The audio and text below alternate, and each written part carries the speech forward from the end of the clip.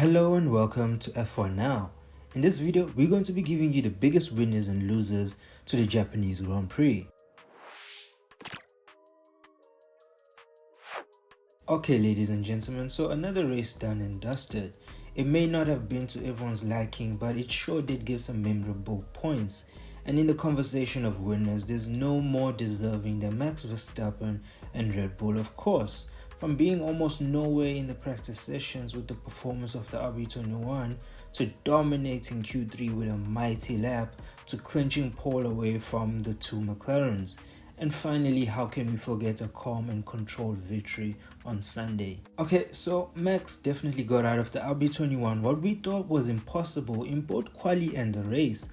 But more so in the race, he displayed how crucial track position was with a race that had little to no tire deck.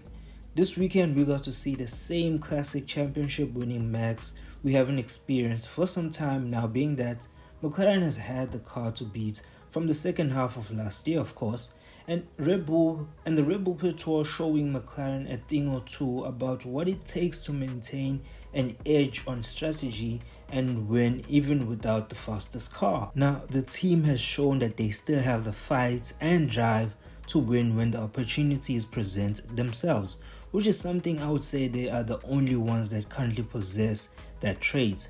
And so with that, the championship battle is fired up a little more. Next on the winners list would have to be the rookies. In Japan, the rookies shined in not just quali but also the race. These rookies have quickly risen to the challenge and got up to pace with the big hitters. Antonelli up front went from being unable to feel his way through the track to qualifying right behind his teammate and ultimately finishing also behind Russell after having done such a great job to fend off Hamilton and close the gap on Russell.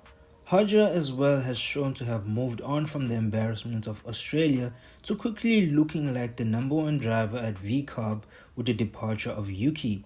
Liam will definitely have his hands full trying to outperform Hodger because he is clearly getting the most performance out of that car. It was also the same story for Bearman, who began his charge by making his way all the way up to Q3 with some good laps on Saturday. To having a calm, clean race, steps ahead of his more experienced co-driver on his way to a top 10 finish.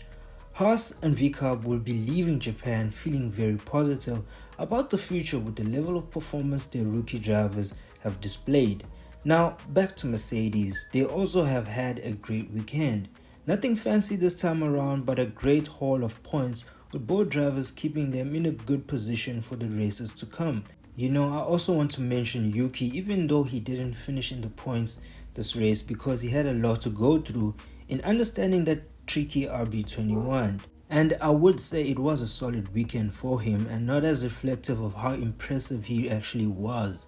So even though he couldn't shine for his home fans, he can still hold his head up high. Now, the biggest losers for me will have to be McLaren. They had the car, they had the drivers, but they lost the race in two areas this weekend. Firstly, it all came undone when they failed to keep Max at bay in quali, but they still were able to have both drivers right behind pole, which you would expect to be used to play some strategic games in order to get at least one of the MCL39s ahead of the Red Bull.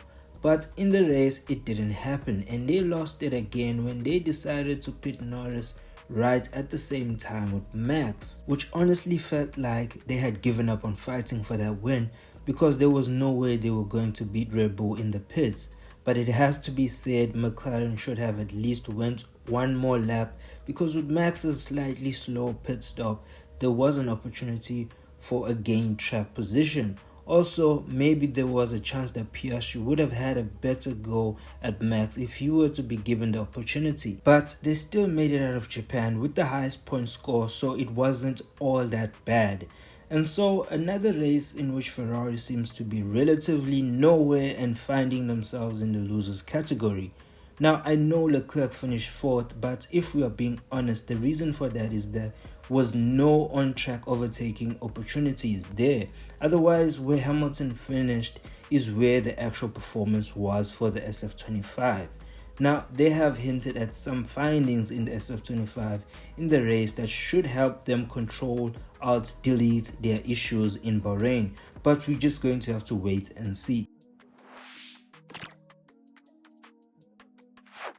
Now, that is it for the Japanese Grand Prix biggest winners and losers. I'm curious to hear who you feel should have been added here and why.